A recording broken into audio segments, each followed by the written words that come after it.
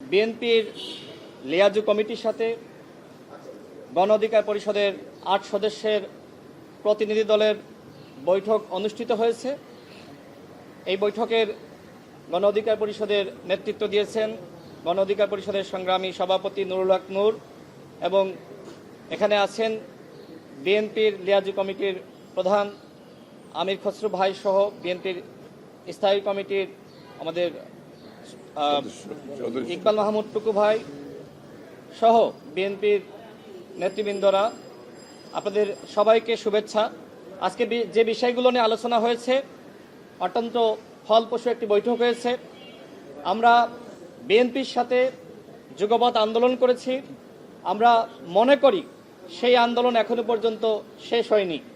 শুধুমাত্র হাসিনার পতন হয়েছে, কিন্তু হাসিনার যে ফ্যাসিবাদ তন্ত্র এখনো পর্যন্ত সচিবালয়ে, পুলিশে এবং রাষ্ট্রের বিভিন্ন সেক্টরে এবং দপ্তরে রয়েছে। যে কারণে আমরা মনে করি আমাদের যে আন্দোলন ছিল সেই আন্দোলন এখনো পর্যন্ত শেষ হয়নি।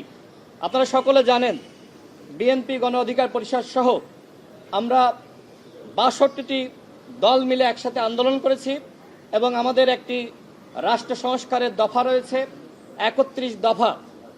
বিএনপি গণ অধিকার পরিষদ সহ যারা যুগপৎ আন্দোলন করেছি তারা কিন্তু সেই হাসিনা ক্ষমতায় থাকা অবস্থায় আমরা রাষ্ট্র সংস্কারের কথা বলেছি। আমরা এই মুহূর্তে মনে করি রাষ্ট্র সংস্কার ঐক্যমতের ভিত্তিতে হতে হবে, এবং একই সাথে গণহত্যার বিচার দ্রুত সময়ের মধ্যে শুরু করতে হবে। একটি ট্রাইব্যুনাল গঠিত হয়েছে, এই একটি ট্রাইব্যুনালের মাধ্যমে দ্রুত সময়ের মধ্যে বিচার করা সম্ভবপর নয়।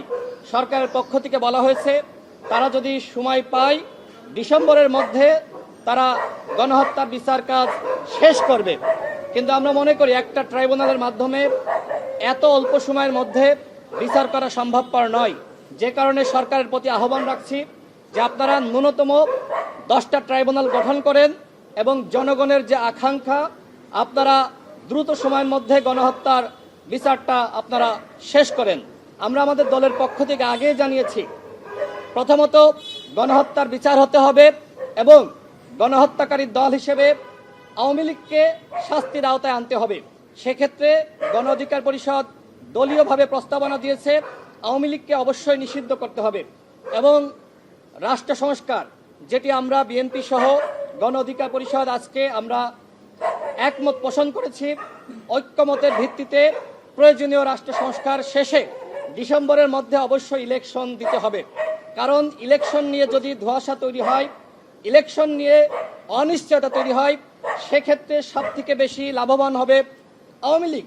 ইতিমধ্যে দেখেছেন যে আওয়ামী লীগকে ফিরিয়ে আনার জন্য নানান ধরনের চক্রান্ত শুরু হয়েছে। আমরা আজকে খুলনায় দেখলাম যে আওয়ামী লীগ তারা বড় মিছিল করেছে। যত দিন যাচ্ছে আওয়ামী লীগের মিছিল কিন্তু বড় হচ্ছে। সুতরাং এই ফ্যাসিবাদ বিরোধী শক্তির মধ্যে যদি আমাদের একতা না থাকে তাহলে কিন্তু আমাদের জন্য ক্ষতি হবে।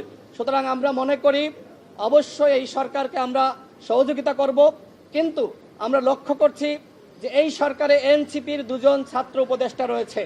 আমরা মনে করি প্রশাসন এবং সরকারের নিরপেক্ষতার জন্য এই এনসিপির 2জন ছাত্র উপদেষ্টা এবং একই সাথে সরকারের বিভিন্ন দপ্তরে এবং সেক্টরে যে সকল ছাত্র প্রতিনিধি নামধারী এনসিপির নেতাদেরকে নিয়োগ করা হয়েছিল তাদেরকে পদত্যাগ করতে হবে।